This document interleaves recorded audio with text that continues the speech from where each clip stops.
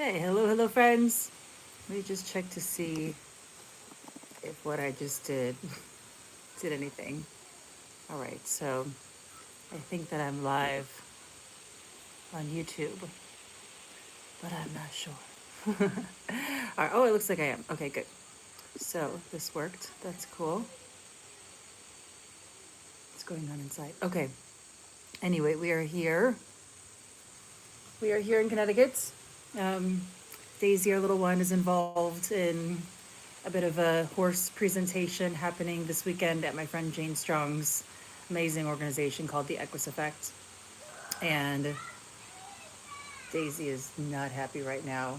Hopefully, she will work it out with Dada. We'll see what happens. She might come storming out here, and this may end, but we will see. Is the tale of life, right?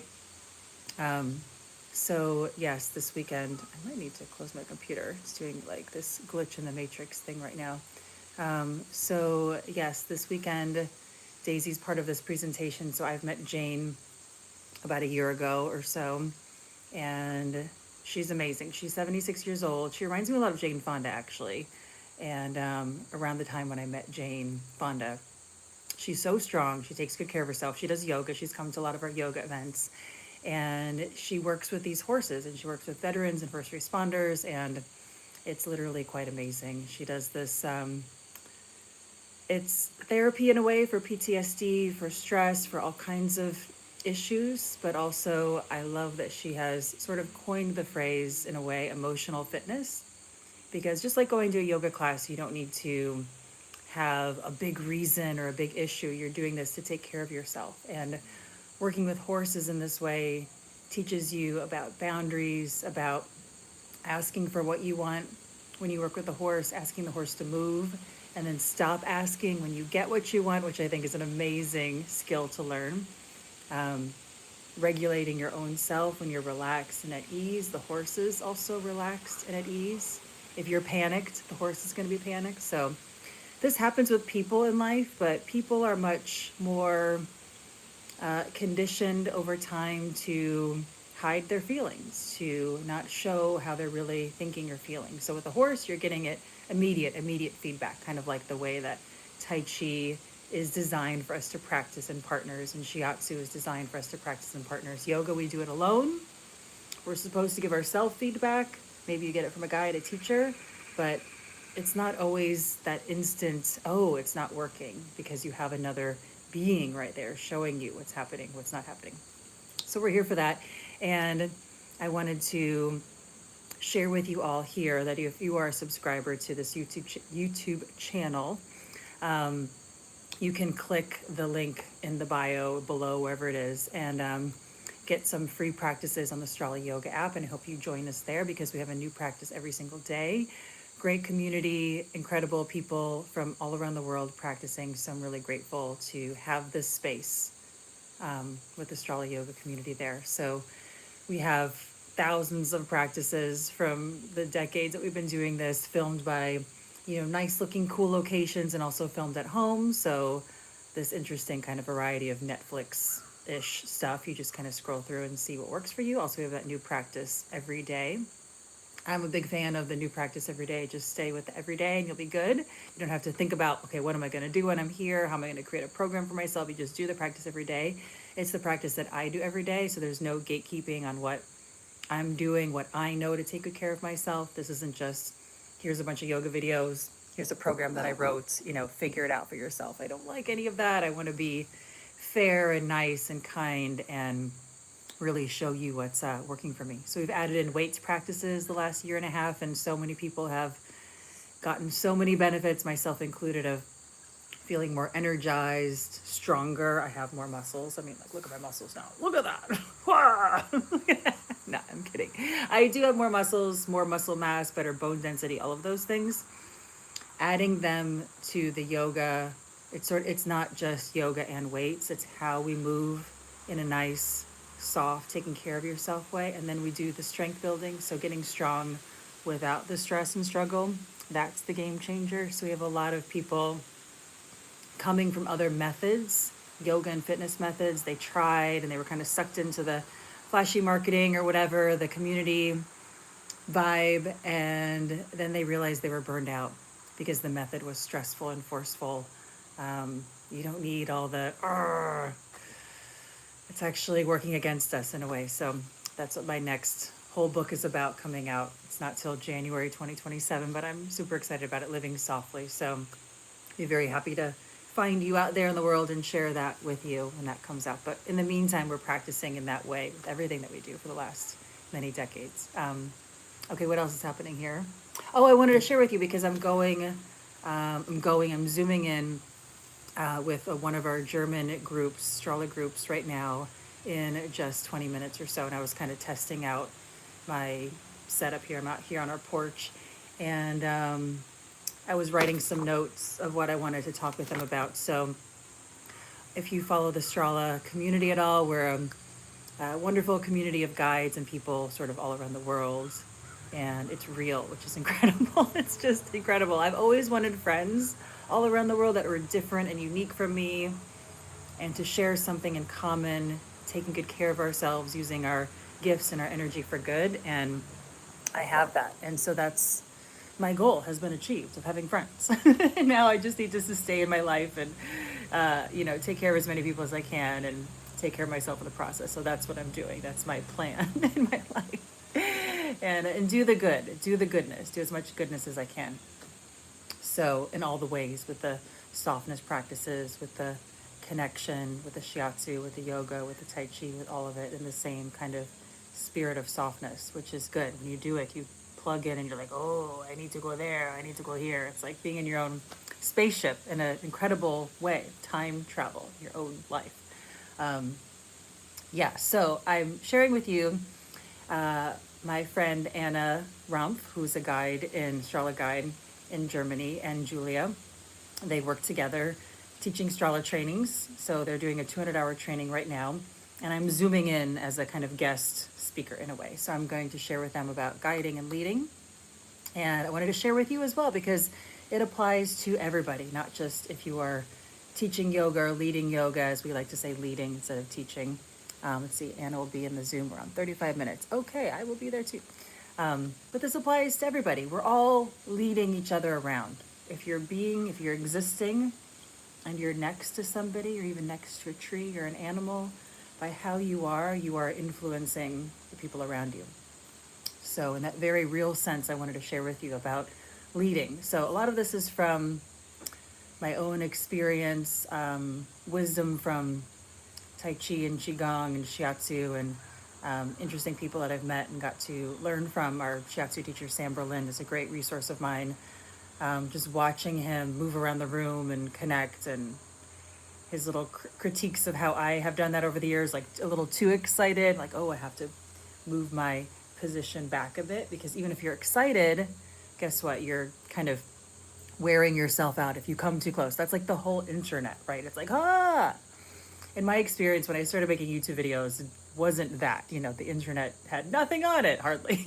So I just did my yoga, shared with my friends, and thankfully it led me to being here now.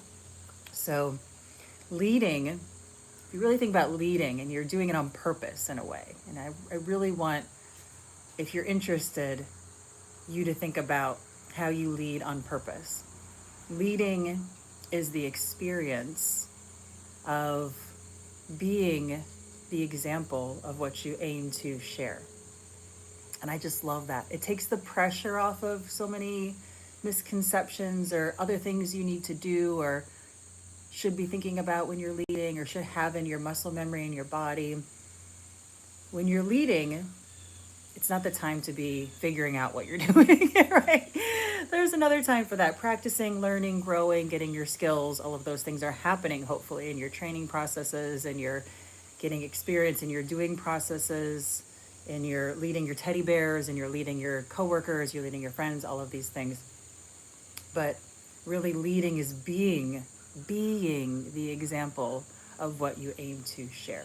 So I lead yoga, just plain and simple. Yoga is like food. It could mean anything these days. It could mean like hot power craziness. It could mean lying on the ground, relaxing, yin style, meditation, anything in between. I lead yoga in a way where I am doing my best to help people soften so you can do more without the stress and struggle. That's the simple way.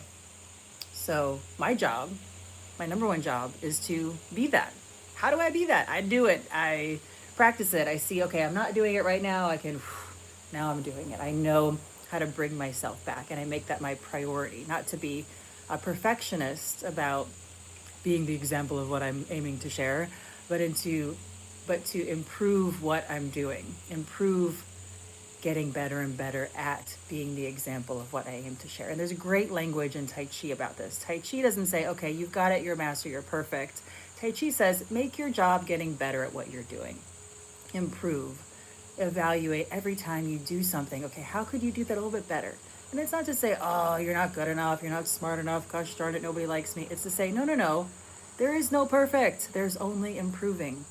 And when you put your energy on improving, you become really, really good at what you're doing. But you don't have to worry about that. You just get better. You just get better and better and better. So forget about this sort of idea of having everything go right, having everything be perfect, having everything look a certain way. That's just, in a way, noise, sort of things that are not true. There's no getting to this place anyway because it doesn't exist. It's like a house of mirrors in a way. So your job as a leader, your job as a doer is to get really interested in being what you aim to share with others. So, practice what you preach, but it's a how to do it kind of a thing. So I got that down. So number one, take good care of you all the time. You don't need a rest day from taking good care of you. That's why we have new practices every single day on the Strala Yoga app, and I'm trying to put them back here on YouTube, short ones like once a week when I can. I'm doing my best. I have a little child. When she's grown up, I'll be back, probably doing this all a bunch more, but she's little and I got a lot I want to do with her and I want to enjoy this time. So I'm here kind of in and out. Um, number two job is to give your attention to others. That's it. Have you ever had a friend that's in crisis and they call you and they say, I just need to talk?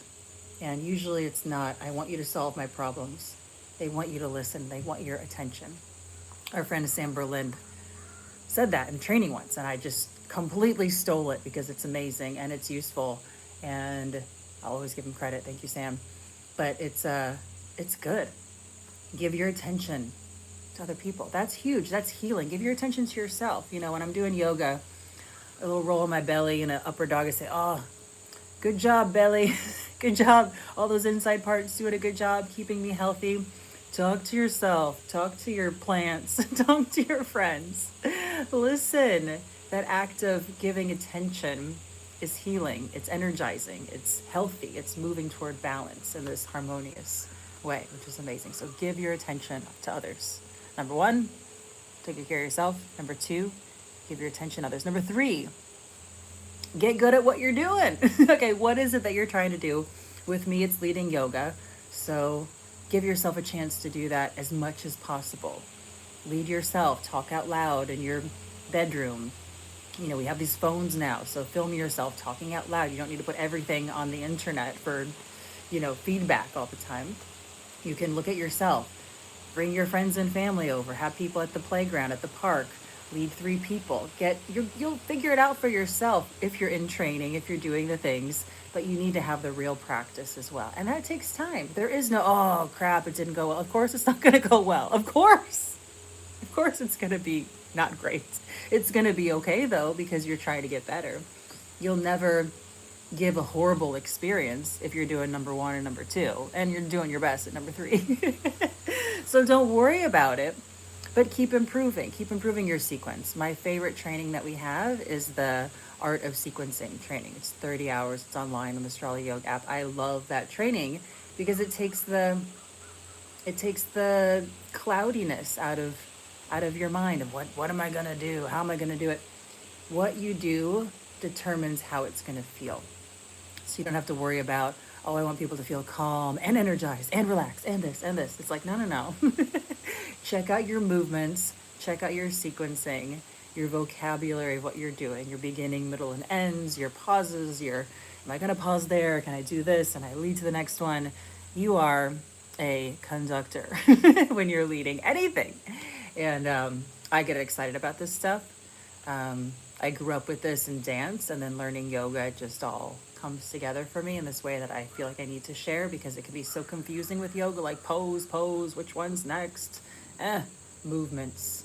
So you put all those poses together in a little sentence. It's like writing and reading, and we're good to go. So there's a lot to get better at. Connection, language. Part of the language things that you can all look at, we can all look at, whatever you're doing, whatever you're saying, is filler words. I think one of the kind of things that a lot of leaders can improve on is these little catchphrases that folks say, and I said a lot of them too. I'll just throw myself under the bus for a moment. When I got one of my first gigs, Nissan made this electric car, and they hired me to do all these yoga videos, short yoga videos for a web page before YouTube. My goodness, can you believe it? And it was great. They were paying me money to like do yoga on camera. I was like, great. And the camera guy came up to me during the lunch break, and he said, do you have a contract with the Nice and Easy shampoo people? And I'm like, no, but that would be great. Do you know anybody over there? And he said, no, but you say nice and easy every 2 seconds. Can you nix that a little bit? And I thought, oh my gosh, that's so true.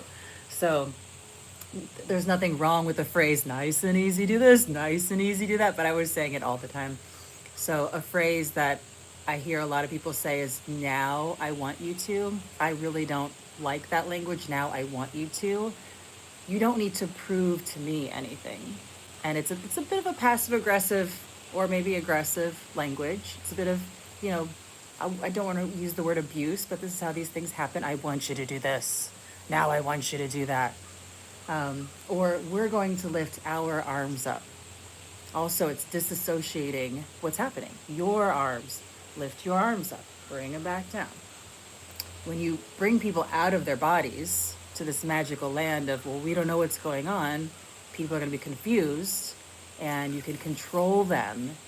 And hopefully you don't want to do that. Hopefully you're not a nefarious teacher, but they are out there. We don't want to do those things that they have passed down or tried to pass down over the years, the different styles of teaching. So we can look at language, and it's cool because you can get a chance to look at everything with the lens of, oh gosh, not I'm doing everything wrong, I'm a horrible person, with the lens of how can I improve every moment of the day. That's my Zoom thing to do. How can I improve every moment of the day while I'm leading to do a better job, to help people more? So anyway, I got a lot to share in this little Zoom coming up, but I wanted to check to see if this would work.